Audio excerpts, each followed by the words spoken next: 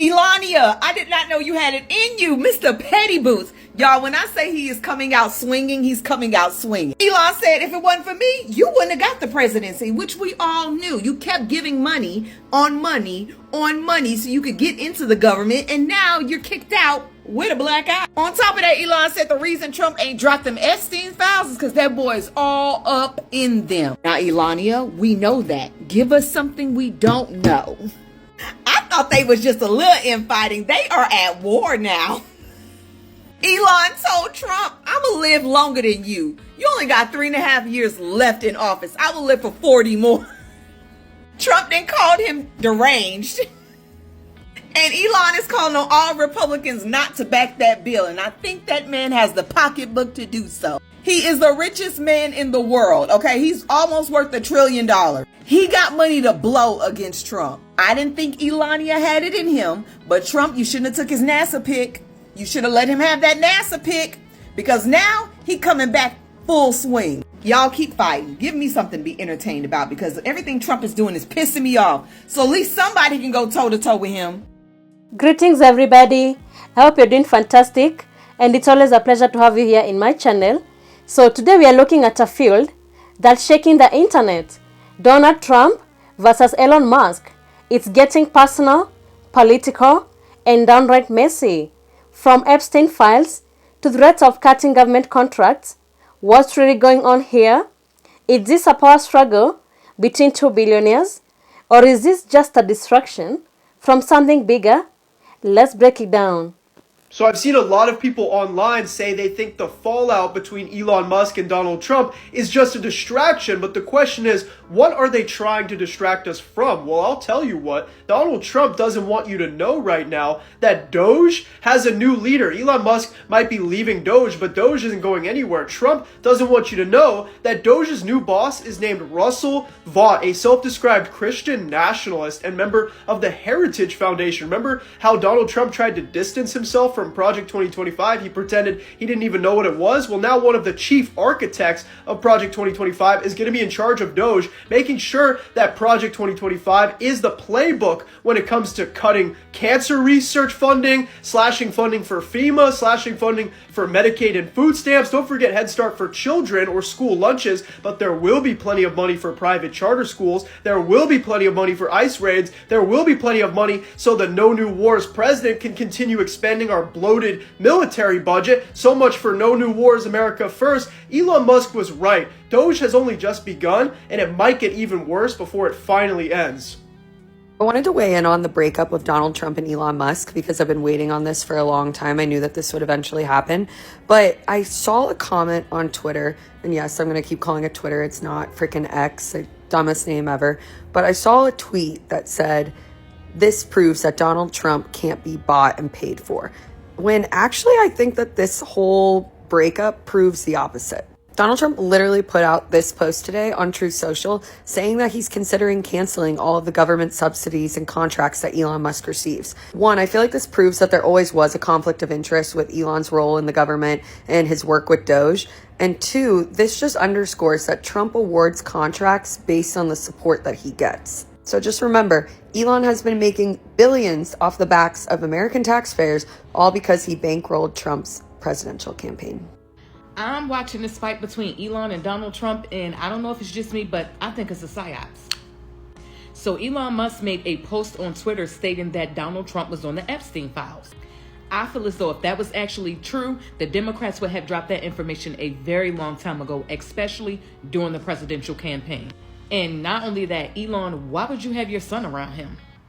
Y'all can say what y'all want, but I feel like this was a brilliant plan that these two came up with in order to get a lot of Democrats as well as a lot of people back on Elon's side. Many of us know that during this campaign and during the Doge committee and all of this other stuff that he lost a lot of money with the Tesla stock as well as Tesla cars. A lot of people were burning up the car. His stocks plummeted. He lost a whole lot of money, right? Well, now that he's legally not involved with Donald Trump in the White House anymore, I feel like this is a plan in order for him to get a lot of the money back that he lost during this time. I don't know. What are your thoughts? It could be just me. If you think Elon Musk is a bad person, you're wrong. He's on our side, okay? Look at what happened during this administration. When Trump took office, Elon was all over the news talking about fraud and waste and government efficiency, and he was always bringing up senators and lawmakers, and he was saying, where is the $50 million net worth or $100 million net worth that these lawmakers have coming from? They've never owned a business. They've never sold a business for multi-millions. They've never had successful careers where you could trace where all their millions are coming from. And what Elon was trying to push on and expose was they are defrauding the government and getting their money from big corporations to pass laws, and they're all corrupt. And what did they do to Elon? They made him disappear. They made him go away, okay? Elon is now non-existent, and Elon is not on this administration side, and it's very obvious there has been a fallout. Now, he was right. Why was he right? Because look at the big, beautiful bill that just passed that says that AI companies cannot be regulated for 10 years. For 10 years, AI companies in America could do whatever they want, and there is no consequences on any level. The states cannot regulate AI companies. Additionally, this bill that was passed is also going to make it very difficult for federal regulators to be able to do anything, because all their attorneys are going to argue this in court and say, well, in the big, beautiful bill, it states that AI companies can't be regulated, Your Honor. And this is going to be a nightmare for the consumer. But this proves further that America is bought and paid for. Big corporations own the lawmakers, okay?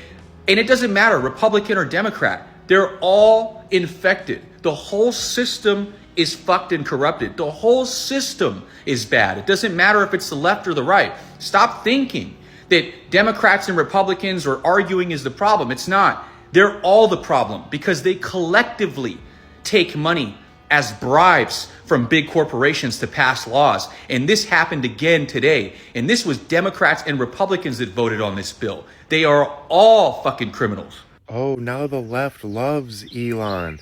No, we don't. He's not on our side, and he's not on your side either. That was the trick he played on you.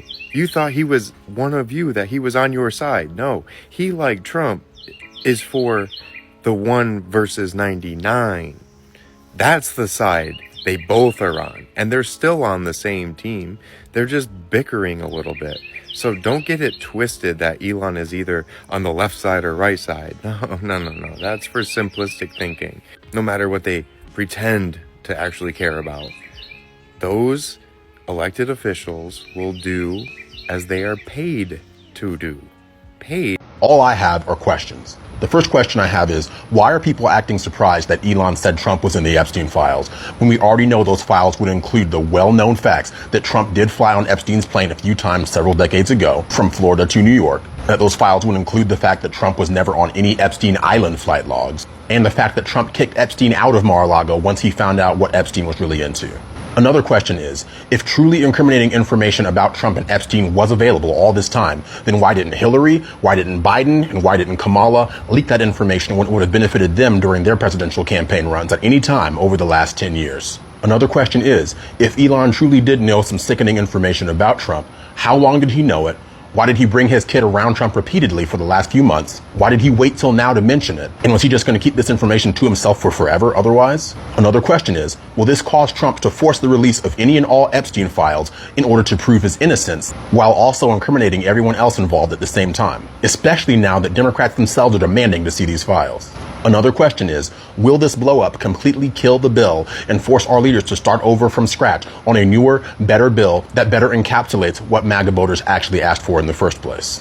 Another question is, why can't we put line item veto powers in place so that we can actually pass specific parts of bills with precision, or just issue single issue bills altogether to stop them from being loaded with unrelated garbage? Another question is, when will people realize this is not about Trump or Elon or a bill anymore? That it's only about those who want to know the truth, see evil exposed, and see justice be served? Another question is, how many times do I have to tell people I do not regret voting for Trump because I know just how much worse the alternative would have been? These are the big questions I have. These are the answers I want. Those are my thoughts, and I'm curious what yours might be. We think Cardi B and Offset got us in a chokehold, but no, Elon Musk and President Trump got us in a chokehold.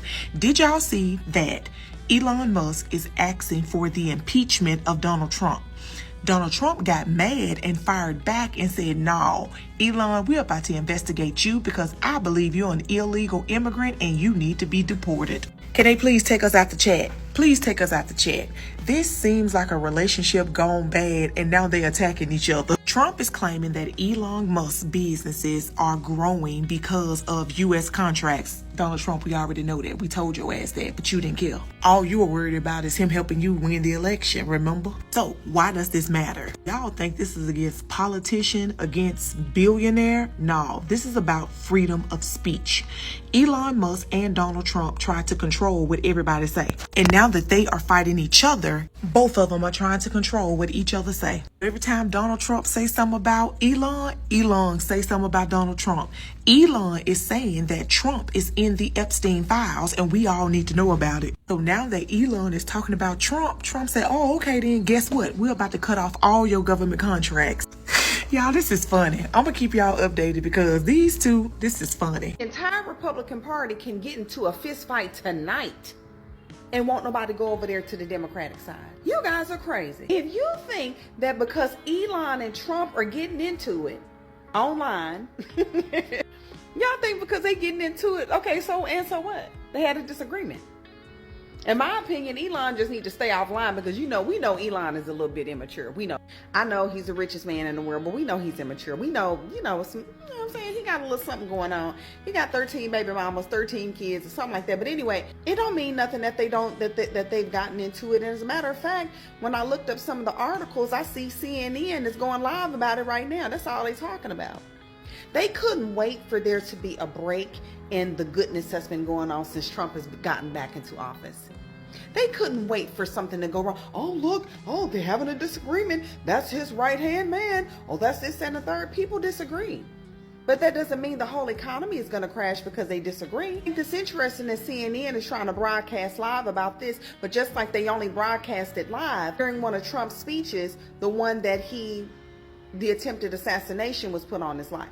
That was one of the other times they live streamed about Trump. They didn't do any other campaigning live streams besides that one where they were trying to take his life. But that's neither here nor there. I'm not worried about Elon. I'm not worried about Trump. Trump is still a president. Elon was hired for a job. He did a great job. Now they don't get into it. It goes against Elon and his company with the EVs and all of that. Okay, that's fine. They'll figure it out. But it's okay for them to disagree like that. Because with the previous administration, they didn't disagree on anything. Everything that was going wrong with the economy, everything that was going wrong in our school system, everything, it was too many things to name. All of the natural disasters that happened, none of our people received any help.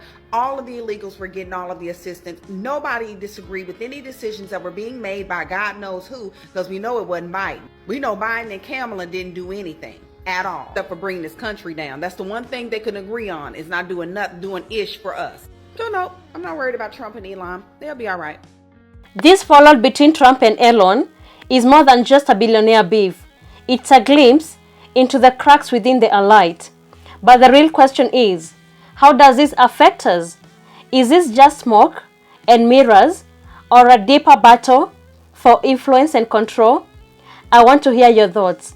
Do you think this is a genuine fight, or just part of the political circus? Drop a comment below, like, and don't forget to subscribe for more bold takes and in-depth commentary right here on Woke in Africa. Until next time, stay woke, stay grounded.